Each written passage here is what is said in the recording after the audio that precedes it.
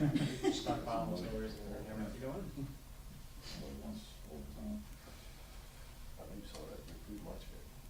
Yeah, well, you know what, Russ isn't on, it's on this one.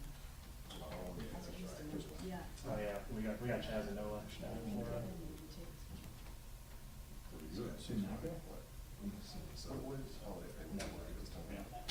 That would make sense why the car wasn't here. I don't know if Sheriff knows as well. I'll be getting that. I guess we can hear about it. Okay, good.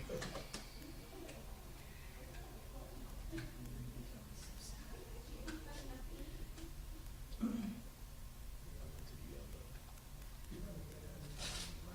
my gosh, yeah. I think it was at the same place. The one I had back in December, I forget which one, but it was a huge one. It was right in like off 26.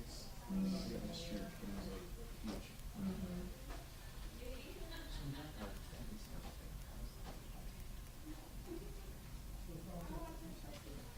Yeah, so.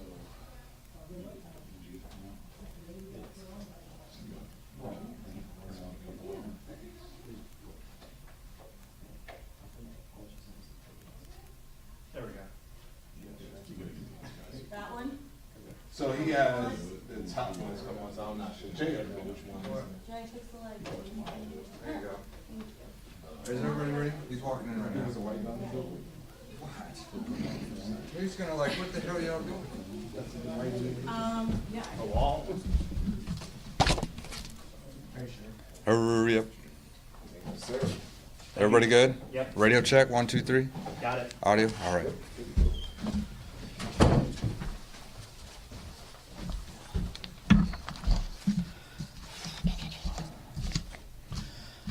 Past 14 months for us at the Sheriff's Department's been a tough time. We lost Deputy Sauron. We've had 3 of our K9s killed, Wick, Kodak, Bumi. We had another K9, Kobe, shot and had to retire from the injuries received in that shooting. Just this month, in 2 separate incidents, we've had deputies shot at. Common denominator, and just about all of these are happening by juveniles. Kids that should be home in bed instead of out here at night with guns, committing crimes and shooting at us and shooting at our dogs. It's been a tough time, but it's been something that we have worked through. This department is a strong department. We support each other. We get a lot of support from the community, which helps us. And it's just not the Richland County community. It's basically worldwide. People reach out to us and with prayers and sympathy and just uplifting us and supporting us. That's something I think people don't realize is that, we are cops. We have the body armor that we wear, but we're also human. And then when something like this happens that we've had over the last 14 months, it does impact our department. So that's why we do so much with mental wellness. Now, not only does our deputies have to be physically well, but they got to be mentally well also. So we do a lot with that to make sure that we take care of them. A week ago, Bumi was shot and killed. Deputy Alan Ware was shot at. I stood up here and told the bad guys that we were going to get you, and we kept that promise. I will tell you that the media helped us out tremendously in publicizing the third person, Damian Brown, that forced him and his parents to bring him in. So I appreciate the support that the media has given us. I will tell you that the 13-year-old watched the first press conference I had, and probably wasn't an hour after that we had him in handcuffs. So they do pay attention to what goes on in the media and what we have to say. Bumi was shot twice. We recovered 2 of the bullets from inside his chest, which were the deadly rounds that shot him. Bumi did have a vest on, a ballistic vest, but it doesn't cover. Up underneath, there's a certain spot, and unfortunately, that's where the 13-year-old shot him was there. You'll listen to the shooting in a few minutes. We'll play it, and you'll hear 5 shots. You'll hear 2 shots, then you'll hear a break. At that point, that's when we feel like that 13-year-old was shooting at our deputy, and that's why he. Now, sometimes justice moves very slowly. Sometimes it moves very quickly. Today, the 13-year-old and the 16-year-old both pled guilty. We had a hearing for them in family court today. Both of them decided that they would plead guilty. The 13-year-old pled to shooting, killing our dog, but also shooting at our deputy. The charge of attempted murder, he actually charged with assault and battery first degree, which says that someone officers attempts to injure another person with the present ability to do so and to act, and it's accomplished by means that's likely to produce death or great bodily harm. That's shooting at somebody. So he pled guilty to that. He has been sentenced on February the 5th. He'll actually be sentenced. The 16-year-old pled guilty to obstruction of justice. He was already wanted by DJJ for violations out of, I believe, Spartanburg County. He received 12 months probation for the charge we have on him, but he's also been sent back to Spartanburg to face what charges he has up there. Damian Brown is still in Alvaness Glen Detention Center. The bond was denied on him. So we'll have to see what happens on that charge since he's going to be charged as an adult. The 5 shell casings that we found at the scene matched the gun that the 13-year-old had and that he used. I'm confident that the 2 bullets that we recovered from our dog is also going to match the gun that we recovered. Again, we're talking about a 13-year-old with a gun in a stolen car, shooting at the dog, killing the dog, and then shooting at our deputy also. You just have to stand up here and shake your head on how something like this happens. But you know, as I started this off on what's been going on for the last 14 months, as you look like, you see how violent, lack of respect for human life or even for a police dog. There's no hesitation in shooting and using a gun. It disappoints me.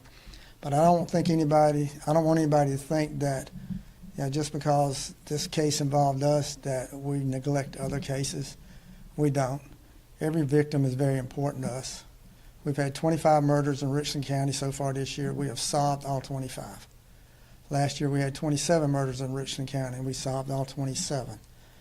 So even though this case moved very quickly and we were able to apprehend them very quickly, we do the same thing on every case that we have. Every time there's a loss of life by violence in Richland County that happens that we're responsible for solving it, we're solving it. You know, we have some of the best investigators in the world, our forensic lab, but it's also the community. And included in that community is each one of y'all are here today with the cameras, and that's our media. You help us get the word out. You helped us solve this case. You helped us get the third person involved in here arrested. So I appreciate what y'all do. But, 13-year-old and 16-year-old took responsibility for what they did last week. Now they're going to be held accountable for it, and the courts will decide just how long they're going to be held accountable for it. This year's not over. We still have another day. I just pray that we don't add any more numbers to what we already have this year, and hope that next year that we can really do something about these juveniles and the violence that they do. Questions? Sheriff, with regard to the number of K9 deaths and injuries that we've seen this year over the past 14 months, in fact, has there been any kind of consideration of modifying the deployment policy with these K9s? No. I mean, we use the K9s, we train with the K9. This is just a dangerous job. It is a very dangerous job. And with what we do, unfortunately, this is going to happen sometime. It just doesn't happen here in Richland County. It happens across this nation. We've seen an increase in violence, not only towards citizens, but to those who wear this uniform, but also the police dogs too. So, I think we have the largest K9 unit in the state. We're very active. We have 2 dogs on duty 24/7, so we're out there. Our job is to catch the bad guys. Unfortunately, this happens, and we have to deal with it. Sheriff, do you know where these weapons were obtained from? We're still working on that. We know they didn't go to a store and buy them. All 3 of them are not old enough to have a gun. So, we're still tracing that to find out where the guns came from. Unfortunately, we still have people who will leave their vehicles unlocked and leave a gun in there. And that's what the young people do, is get these guns, and then it just changes hands. Sometimes they're reported stolen, sometimes they're not. We've done better this past year in the number of guns stolen from cars and vehicles. We just still need to do a better job. So, we have that gun. Are there any other, like you said, the vest that K9 Bumi was wearing, was hit in the spot where he wasn't protected? Is there anything? This is the best. Our dogs have the best. No, there's nothing out there that's any different that's going to protect them any more than what we already have. But you can't put them in total armors, because they got to be able to move and run and do what they do. And so these vests are, I will tell you that the vests saved Kobe's life when Kobe was shot through the paws, but there was also a bullet that the vest stopped that would have went through Kobe's spine and hit the vital organs. That vest stopped it, and we didn't even know it until the vest went back to the manufacturer and they were going it. They found it was in a seam, but found a bullet to save that dog's life.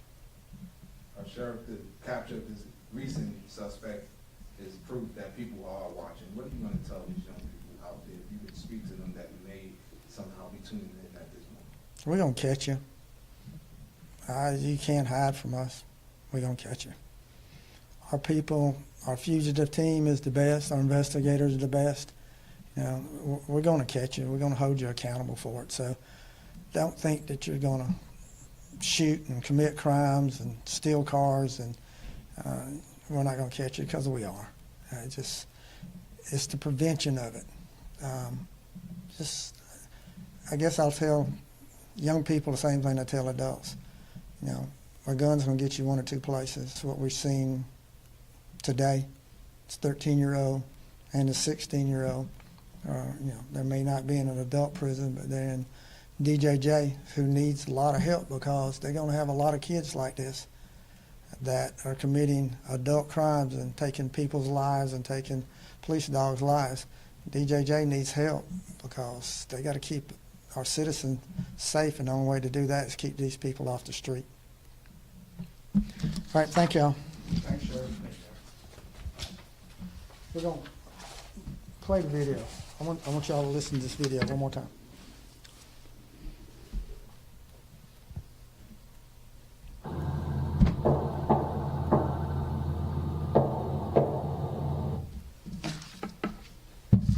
Five shots.